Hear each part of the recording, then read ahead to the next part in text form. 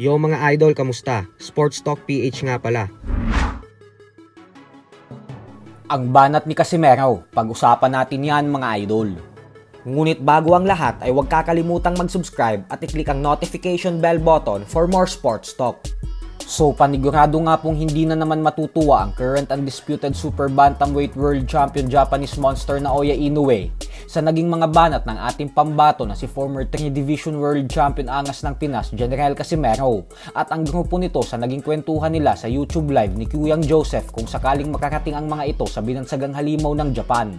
Sa naging usapan po kasi nila ay pinakita nila na wala talaga silang bilib kay Inoue, sa kabila ng isa na ito ngayon sa mga top pound for pound fighters ng kasalukuyan. Kung magaling talaga si Inoue, labanan niya si 4 alas. Yun lang yun, wala lang iba. Tama. Kung sino-sino pinalalaban nyo. Oh.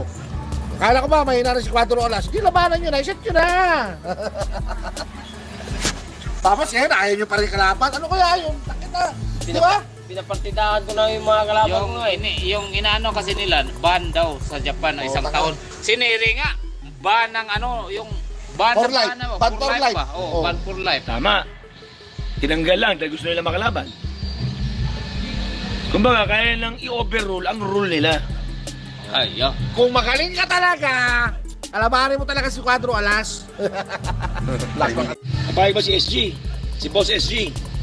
Hindi, kasi, sabi nila mahina na. Ba't ayaw labanan? Pwede naman ikasa yun Eh siguro ayaw nang bigyan ng way or path para sa data umangat ang umangat. ang team Inoue, ayaw talaga nila na kung may karoon sila ng kalaban, ayaw nila na magkaroon ng maliit lang na tsansya. Chances. O yung nakalaban nila ba? Kumbaga, Yung baga ano ba, yung target nila, sure win na panalo. Sure win na panalo. Walang ano na, parang may chance sa akin to. Wag. Ayaw nila na may chance. Pag malalaman nila, may chance pwede ako matalo dito. Hindi nila lalabanan yan. Pag may chance. Wala rin, hindi pa rin magaling talaga. Hindi magaling. Hindi siya tinatawag talaga na magaling kasi nasa Japan ng lagi. Tapos kung lalaban sa ibang bansa, mga may monster ba na mapabagsak na isang suntok? Tama ka naman, may monster ba na tinamaan ng sa suntok, bagsak? Okay.